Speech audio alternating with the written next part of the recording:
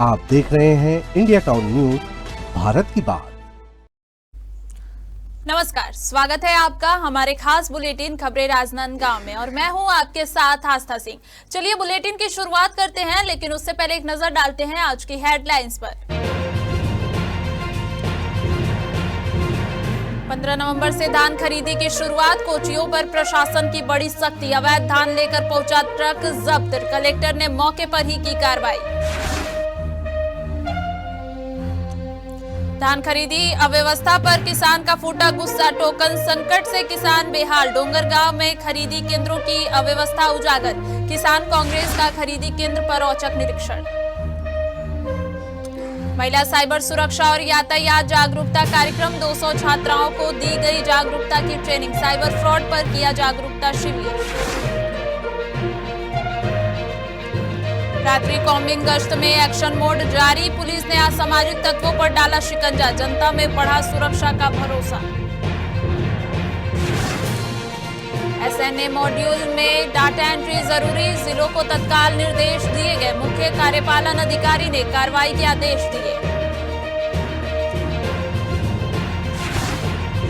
चलिए खबरों की शुरुआत करते हैं। चूरिया शासकीय प्राथमिक शाला में हर्षोल्लास पूर्ण वातावरण के बीच बाल मेले का आयोजन किया गया। शाला प्रबंधन समिति और ग्रामवासियों के संयुक्त प्रयास से आयोजित इस मेले का उद्देश्य बच्चों की रचनात्मक क्षमता, ज्ञान और सांस्कृतिक प्रतिभा को मंच प्रदान करना था।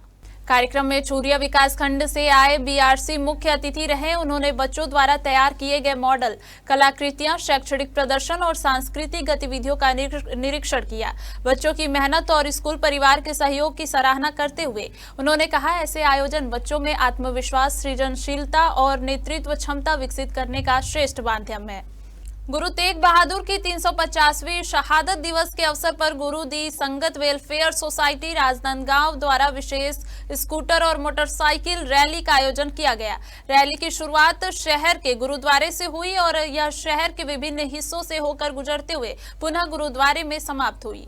इस अवसर पर बड़ी संख्या में पुरुष और महिला समाज के लोग शामिल हुए। रैली के माध्यम से गुरु तेग बहादुर के बलिदान और सिख धर्म के आदर्शों को याद किया गया। आयोजकों ने बताया कि पूरे भारत में इस वर्ष गुरु के 350वें शहादत दिवस के बड़े हर्षोल्लास के साथ मनाया जा रहा है। गुरु दी संगत वेलफेयर सोसाइटी के आयोजकों ने कहा कि इस तरह के कार्यक्रम समाज में एकता और भाईचारे की भावना को मजबूत करते हैं और नई पीढ़ी को अपने धर्म एवं सांस्कृतिक मूल्यों से जोड़ने का अवसर प्रदान करते हैं। खालसा वाहिगुरु जी की फतेह। जैसा कि आप सबको जानकारी है, हमारे गुरु तेग बहादुर जी की 350 सालाना शहादत पर्व पे आज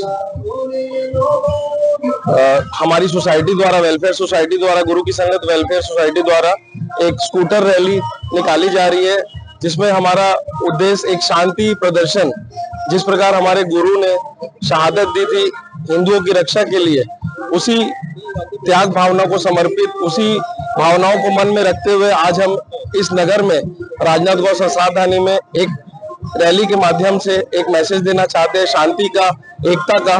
और इस रैली में हम सब बच्चे और लेडीज लोग सब मिलके, हम पूरे परिवारों के साथ इकट्ठे होके एक समाज में एक मैसेज देना चाहते हैं। और इस रैली का उद्देश्य है कि हम सब जुड़ के परिवार में, समाज में सब एक साथ रहें और इसी तरीके से एक दूसरे के धर्म की रक्षा करें। गुरु दी संगत वेलफेयर सोसाइटी यह उपराला करन जा रही है कि गुरु जी दी शहादत दे 350 साल में समर्पित यह रैली शांति का प्रतीक है।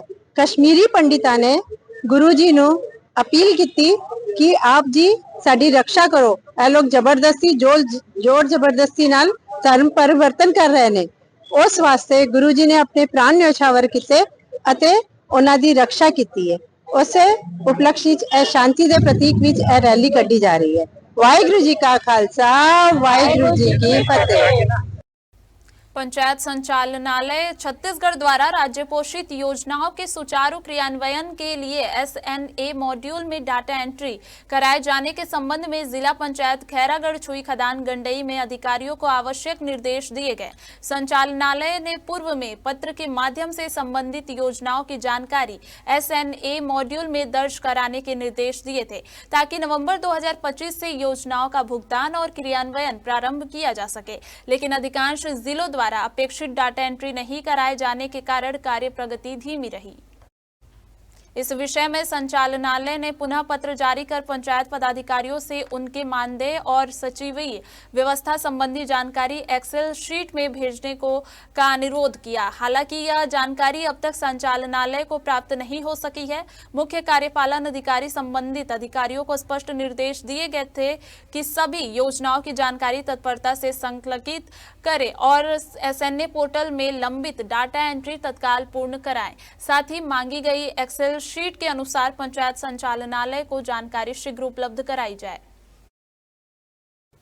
राजनांदगांव के कोरीन भाटा क्षेत्र में पीलिया के संभावित संक्रमण की शिकायतें मिलने पर महापौर ने अचानक क्षेत्र का दौरा कर स्थिति का जायजा लिया। उन्होंने निगम अधिकारियों को तत्परता के साथ पाइपलाइन की जांच, सफाई व्यवस्था को दुरुस्त करने, क्लोरीन टैबलेट वितरण और स्वास्थ्य शिविर लगाने के निर्देश जारी किए। महापौर के निर्देश पर जल विभाग के उप अभियंता ने तुरंत प्रभावित क्षेत्र की पाइपलाइन की जांच शुरू करवा दी। इसी कड़ी में एमएमयू टीम द्वारा स्वास्थ्य परीक्षण भी शुरू किया गया। इस दौरान महापौर मधुसूदन यादव ने स्वास्थ्य अमले को वार्ड में नियमित नाली गली सफाई, कीटनाशक दवा छिड़काव, पानी निकासी और क्लोरीन टैबलेट वितरण को तेज करने के निर्देश दिए गए। उन्होंने सघन बस्तियों और श्रमिक बाहुल्य क्षेत्रों में विशेष स्वच्छता अभियान चलाने और लोगों को मौसमी और संक्रमण बीमारियों से बचाव के लिए जागरूक करने पर जोर दिया। एशिया के प्रथम संगीत विश्वविद्यालय इंदिरा कला संगीत विश्वविद्यालय में आयोजित 3 दिवसीय खैरागढ़ महोत्सव 2025 का समापन उसी भव्यता के साथ हुआ जिसकी झलक इसके उद्घाटन में देखी गई थी। अंतिम दिन शुभारंभ दीप प्रज्वलन और नृत्य संकाय की आकर्षक प्रस्तुतियों के साथ हुआ जिसने उपस्थित दर्शकों को मंत्रमुग्ध कर दिया। समापन समारोह में मुख्य अतिथि के रूप में राज्यपाल रमेन डेका, अध्यक्षता में कुलपति प्रोफेसर डॉक्टर लवली शर्मा और अति विशिष्ट अतिथि के रूप में रायपुर सांसद बृजमोहन अग्रवाल एवं विधायक यशोदा वर्मा मंचासीन रहीं। देश विदेश से आए कलाकारों ने दर्शकों को देर रात तक मंत्रमुग्ध किया। इस मौके पर राज्यपाल रमेन डेका ने कहा कि विश्वविद्यालय भारतीय संगीत को विश्व स्तर पर स्थापित कर रहा है। उन्होंने संगीत की ताकत का उदाहरण देते हुए कहा कि संगीत दर्द को भी भुला देता है। वहीं कुलपति लवली शर्मा ने कार्यक्रम को सफल बनाने में विश्वविद्यालय के स्टाफ, विद्यार्थियों और पुलिस प्रशासन को धन्यवाद दिया। कार्यक्रम में मौजूद सांसद बृजमोहन अग्रवाल ने भी इस भव्य कार्यक्रम पर अपनी प्रतिक्रिया दी। महोत्सव के समापन में बड़ी संख्या में नगरवासियों और ग्रामीणों की उपस्थिति ने इसे और भी यादगार बना दिया। खैरागढ़ संगीत विश्वविद्यालय हमारे छत्तीसगढ़ के लिए एक गौरव का संस्थान है। मैं इस संस्थान में, क्योंकि मुझे इस बात का गौरव है कि 2012 में और यहाँ का जो खैरागढ़ महोत्सव शुरू हुआ उस समय मैं संस्कृति मंत्री था, माननीय डॉक्टर रमन सिंह जी मुख्यमंत्री थे और उसी समय हम लोगों ने पूरे प्रदेश में महोत्सव शुरू करवाए। उसमें खैरागढ़ महोत्सव भी शुरू हुआ। मेरी इतना अच्छा हमारा ये संस्थान है कि इस संस्थान को फिर से विश्व स्तर पर और देश के स्तर पर हम स्थापित कर पाए, इसके मेरी शुभकामनाएं हैं। अब मैं भी दिल्ली चला गया हूं तो ये कोशिश होगी कि दिल्ली से भी हम संस्कृति मंत्रालय से भी और मानव संसाधन मंत्रालय से भी इस विश्वविद्यालय को सहयोग कर फिर से इसकी गरिमा प्राप्त हो। मैं यही कहूँगी कि ये महोत्सव सच में महोत्सव लगा मुझे और जिस तरह से हमारे खैरागढ़ वासियों ने पूर्ण आनंद उठाया और कलाकार जो भी आए राष्ट्रीय स्तर के और अंतर्राष्ट्रीय स्तर के, उन लोगों ने भी यहाँ पर जो कार्यक्रम दिए उन्होंने खुले दिल से सराहना करी कि ऐसी जो ऑडियंस है, श्रोतागण हैं, वो उन्हें अन्यत्र नहीं मिलते या बहुत कम मिलते हैं। तो हमारे गौरव की बात है कि हमारे विद्यार्थियों ने, हमारे शिक्षकों ने, हमारे एडमिनिस्ट्रेशन ने और हमारे खैरागढ़ का प्रशासन ने जो सहयोग देकर इतने बड़े कार्यक्रम को इतनी शांति से और सफल रूप से करवाया है, मैं सभी का साधुवाद देती हूँ, शुक्रिया अदा करती हूँ। और हमारे मीडिया साथियों का तो जवाब नहीं है, मैं इसलिए नहीं कह रही हूँ सामने खड़े, लेकिन सच में आप लोगों का बहुत ही ईमानदार जो सहयोग मिल रहा है वो मेरे लिए बहुत प्रेरणा का स्रोत है और मेरे को बहुत सारी ताकत देता है। ये त्रिदिवसीय जो महोत्सव है उत्सव, इसका समापन आज हुआ। इसमें मुख्य अतिथि के रूप में डॉक्टर रमेन डेका जो माननीय राज्यपाल जी उपस्थित थे, रायपुर के सांसद माननीय श्री बृजमोहन अग्रवाल जी उपस्थित थे और बहुत ही शानदार कार्यक्रम था। हमारे खैरागढ़ नगरी संगीत नगरी के रूप में बदल गया है। आसपास का वातावरण कथक, नृत्य और संगीत और ड्रामा से भरा हुआ है। यही हमारे महोत्सव का सफलता है। वक्त हो चुका है एक छोटे से ब्रेक का। बने रहिए इंडिया टाउन न्यूज के साथ। कभी कभी चेहरे का छुपा दर्द दुनिया नहीं देख पाती है। दाग, मुहासे, झाइयां सब आपके आत्मविश्वास को कम कर देता है, पर अब नहीं, क्योंकि Rukhsana glow and fair face pack जो दे आपकी स्किन को वो प्यार जो सिर्फ प्रकृति दे सकती है। हर लेयर को साफ करे, हर दाग को करे हल्का और आपकी मुस्कान फिर से लौटाए। Because you deserve to glow naturally. Rukhsana herbal beauty product Amazon, Meesho और फ्लिपकार्ट में भी उपलब्ध। अमीन मोटर्स उड़ान ई रिक्शा छत्तीसगढ़ का नंबर 1 ई रिक्शा शोरूम, जहां आपको सभी प्रकार के ई रिक्शा के वैरायटीज उपलब्ध मिलेंगे। हमारा ई रिक्शा काफी मजबूत है और ये सालों साल चलता है, तो आज ही घर ले आइए आरटीओ इंश्योरेंस के साथ। हमारा पता है अमीन मोटर्स, प्यारेलाल चौक, जीई रोड, न्यायालय के पास, राजनांदगांव। 9827174038 7724047008। ब्रेक के बाद बढ़ते हैं खबरों की ओर।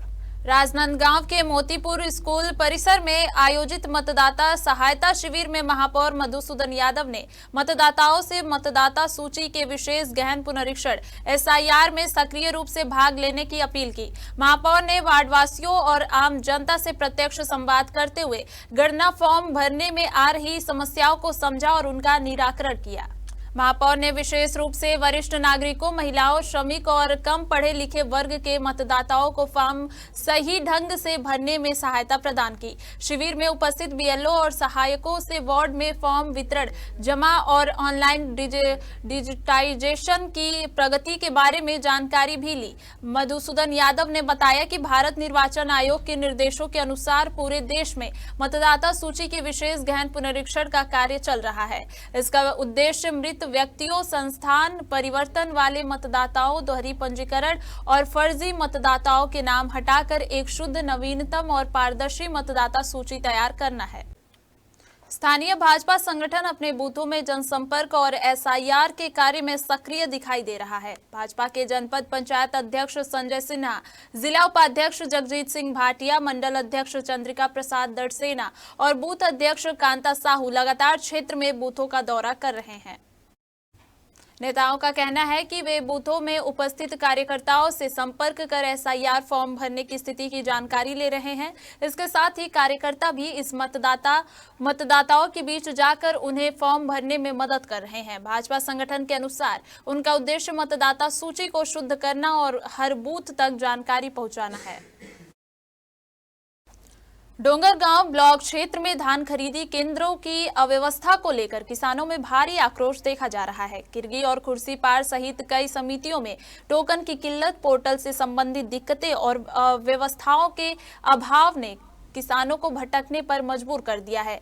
इसी कड़ी में किसान कांग्रेस के जिला अध्यक्ष मदन साहू के नेतृत्व में कांग्रेस पदाधिकारियों की टीम ने खुर्सीपार और किरगी धान खरीदी केंद्रों का औचक निरीक्षण किया। उन्होंने किसानों से सीधे बात कर समस्याओं का जायजा लिया और उन्हें एसडीएम को अवगत कराया।